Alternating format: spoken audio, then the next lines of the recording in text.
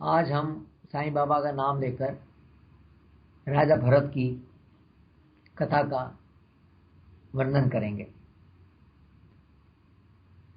राजा भरत भगवान के बहुत भगत थे। उन्होंने विश्वरूप की कन्या पंचजनी से शादी की तथा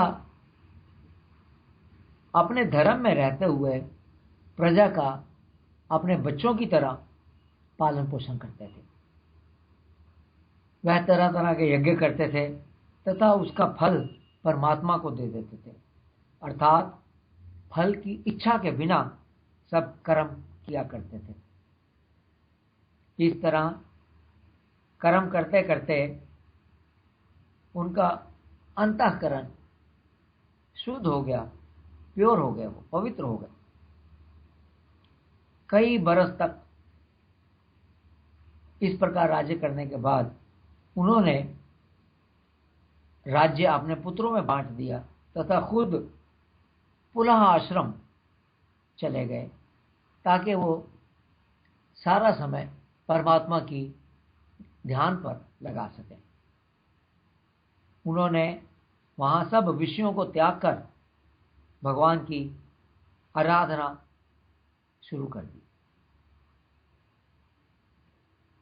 एक दफा की बात है कि वह स्नान करने के लिए नदी के किनारे गए तो वहां पर उन्होंने देखा कि एक हिरनी का बच्चा पड़ा हुआ है। वह उसे उठाकर अपने आश्रम में ले आए। अब उस छोटे हिरनी के बच्चे पर उनकी ममता दिन पर दिन बढ़ने लगी तथा इसके कारण उनका ध्यान कर्म और योग से हटने लगा। वह प्रभु का ध्यान भी कम समय के लिए लगाते थे और बच्चे में पड़ा रहते थे। एक दिन जब बच्चा कहीं खेलता हुआ दूर निकल गया तो ये विचार करने लगेगा, अभी तक आया नहीं, चिंता करने लगे कि कहीं शेर ना उसको खा गया हो। इस प्रकार सोच में डूबे थे तो अब उसी वक्त काल आ गया। देखिए, जो काल है कभी भी आकर हमें पकड़ सकता है। इसीलिए शास्त्रों में कहा है कि नित्य निरंतर प्रभु का ध्यान करते रहना चाहिए। काल ने आकर राजा को पकड़ लिया और उसे ले गया। अब क्योंकि मृत्यु के समय राजा हिरण के बच्चे का सोच रहे थे, उन्हें अगला जन्म एक हिरण का मिला। जैसा कि हमारे शास्त्रों में लिखा है, जो अंत समय में गति होगी, जो अंत समय में आपका विचार होगा, वही आपको आगे योनि प्राप्त होगी। तो उन्हें अगला जन्म एक हिरण का मिला। उपनिषदों में भी यही लिखा है, अंतिम संकल्प से योनि मिलती है। लेकिन क्योंकि उनकी साधना बहुत ज्यादा थी, इसलिए उन्हें अपना हिरण का जन्म में ही उन्हें अपने हिरण के जन्म में भी अपना पूर्व जन्म याद रहा। उन्हें इस बात का बहुत पश्चाताप हुआ कि उनका मन एक नन्हे हिरण शिशु के पीछे अपने लक्ष्य से हट गया और वो इस नीची योनि में प्राप्त हुए। अब उस योनि के अंदर भरत जी अपनी मां हिरनी को छोड़कर फिर पुल आश्रम की तरफ आ गए।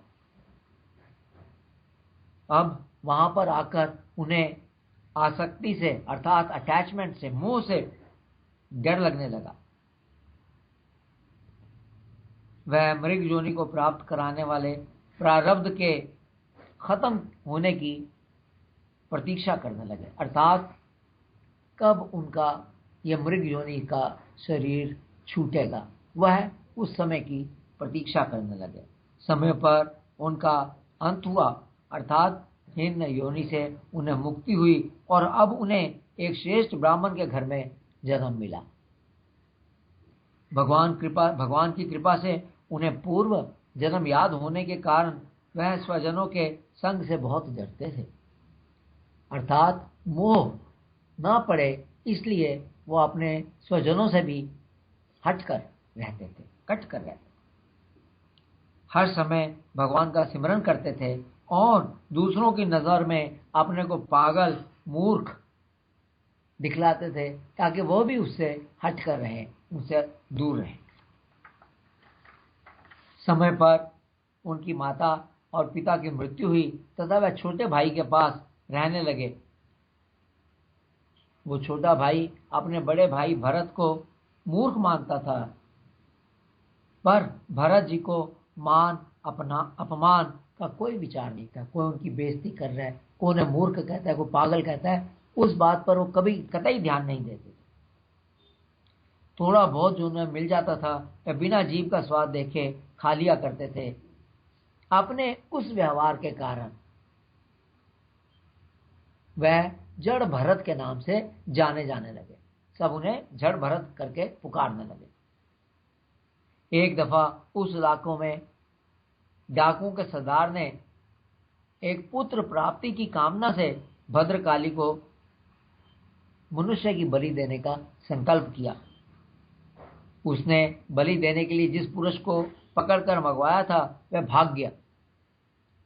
तब उसके सेवकों की नजर जड़ भरत पर पड़ी और वह उसे पकड़ कर ले गए।